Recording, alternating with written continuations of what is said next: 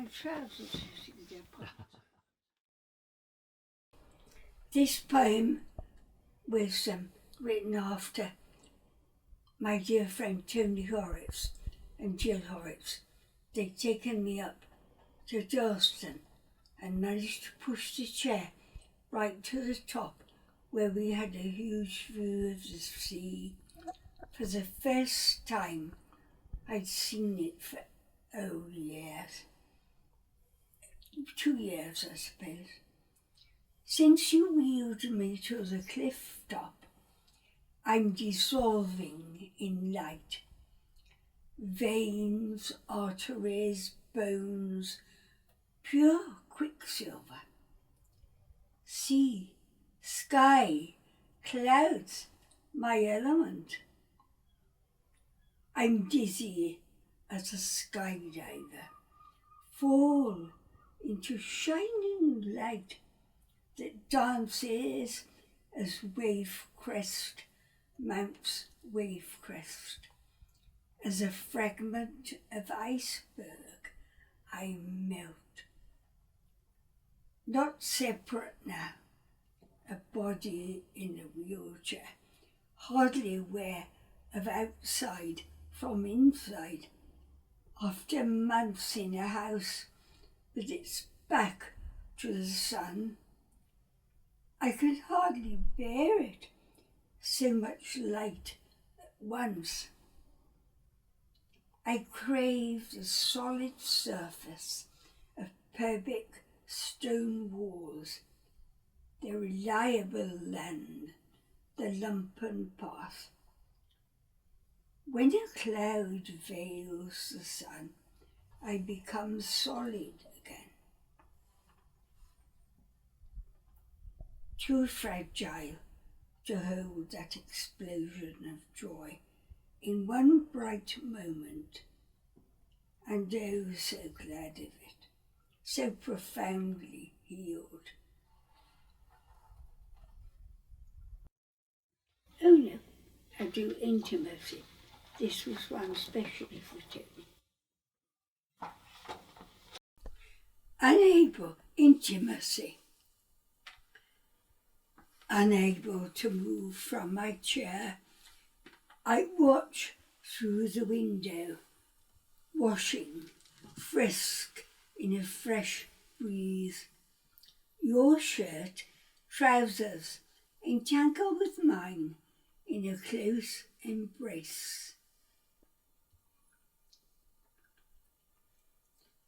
A shadow play of leaves embroiders the white sheet, which last night tucked me chastely in my borrowed hospital bed.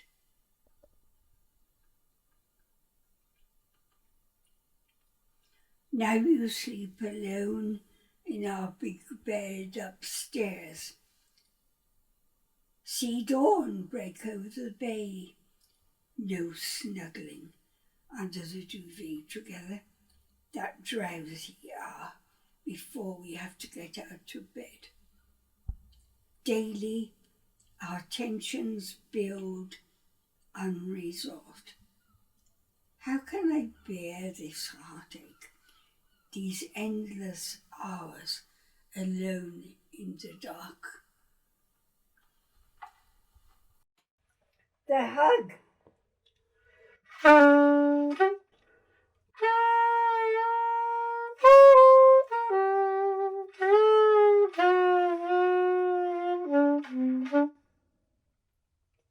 wept. She rushed, unmasked, across the room. We held each other close.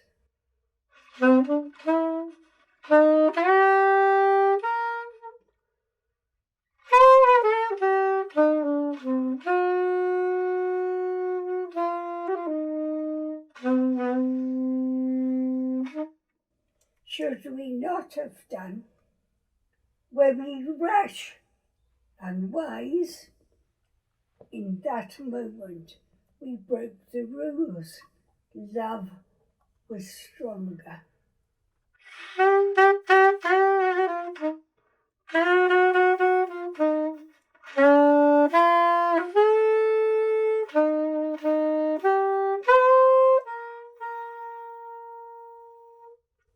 my friend for 50 years. We were like sisters, lived 60 miles apart. Now only the length of a room between us.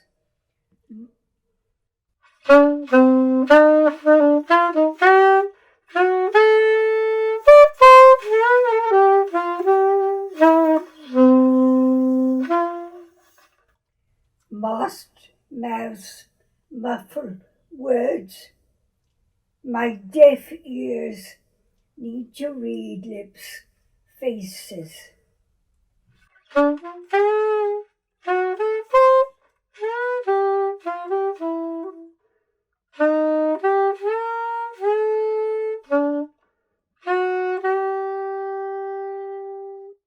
What would you have done?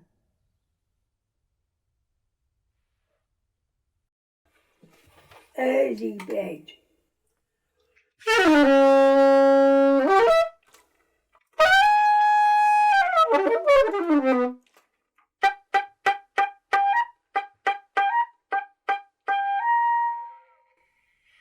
A summer evening, 8 o'clock.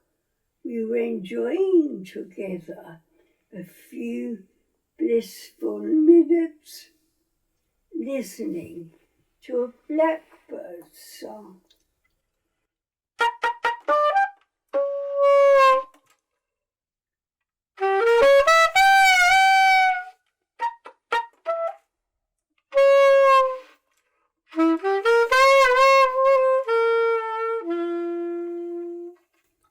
Then the cheery carer came to whisk me to bed.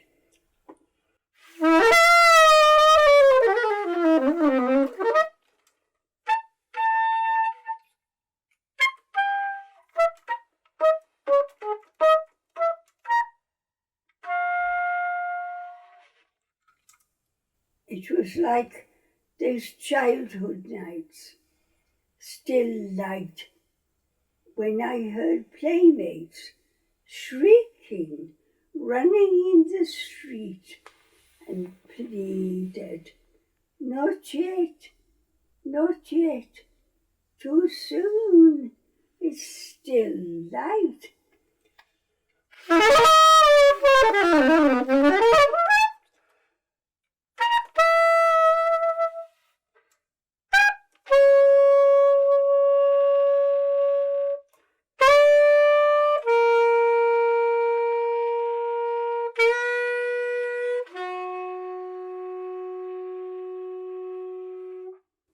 Will this be my cry, I wonder, in the final dark?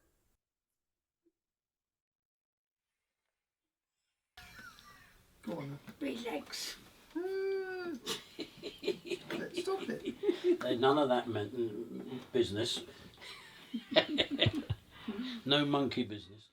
Well, I realised that it would be impossible to illustrate the poems in any meaningful way, so I decided that I'd go for abstract images. And I've always been interested in natural shapes and forms, which are formed sometimes by the sea, sometimes by reflections, and so on and so forth. And somehow, by luck and good editing, they managed to not illustrate, but maybe amplify or reflect the poems. Well, the drawing is, I don't know the technical name for it, but it's when somebody draws an image without looking at the paper. And Wendy actually did this when she was in a hospital bed when she had her stroke.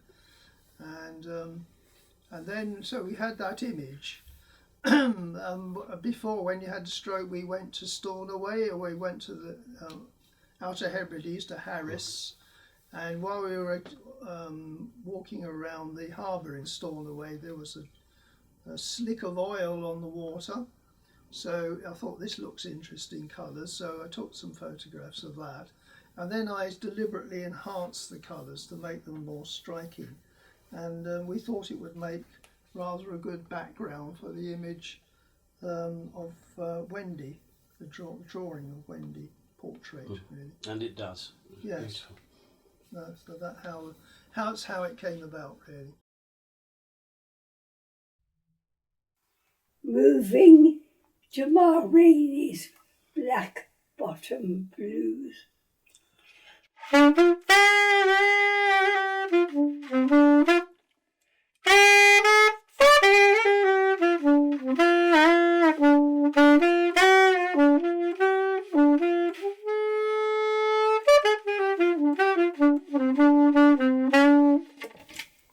Wriggles those toes, whatever moves, hips, that one good arm. Anything goes when you move to Ma Rainey's Black Bottom Blues.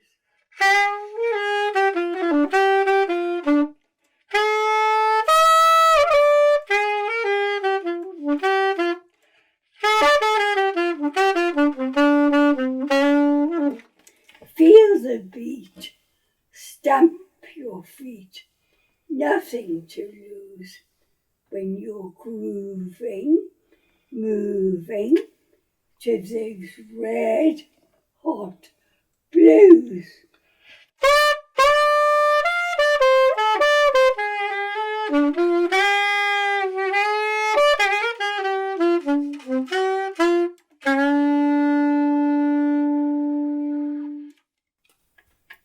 Yes, that's it. I like the end.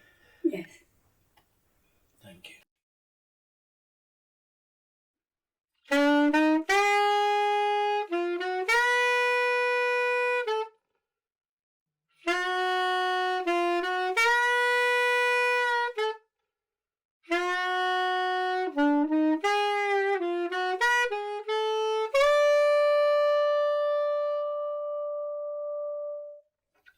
Last night I dreamt I walked.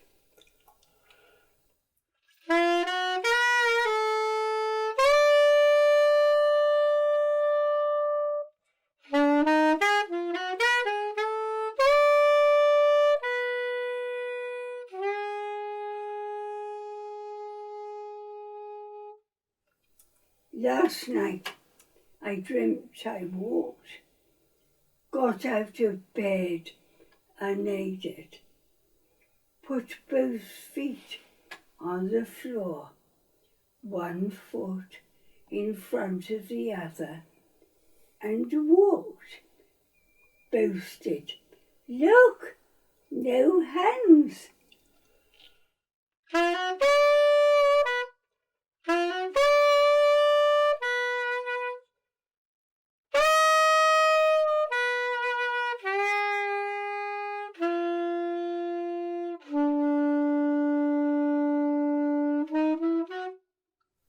But though you were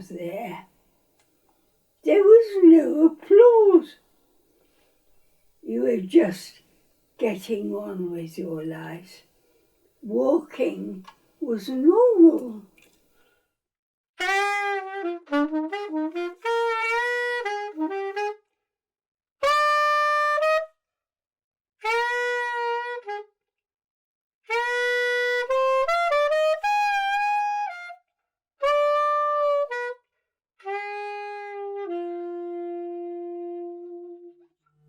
Awake, confined to my chair, my deepest dream is to walk those few yards to the open door into the sunlit garden, where a poem will surely come as birds fly out of darkness.